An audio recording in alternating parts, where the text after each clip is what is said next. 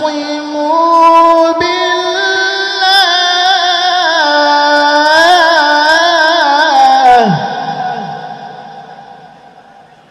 هو مولاكم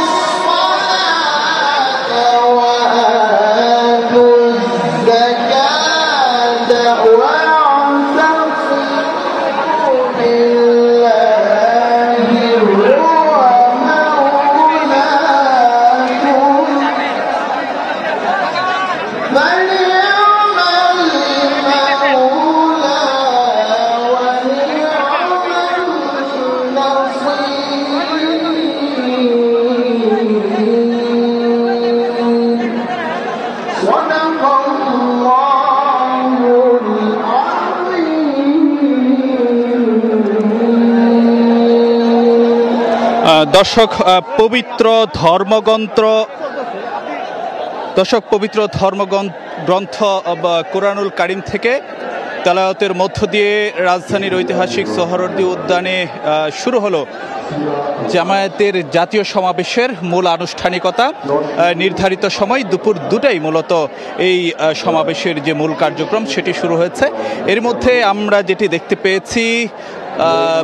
আজকের এই জাতীয় সমাবেশের সভাপতি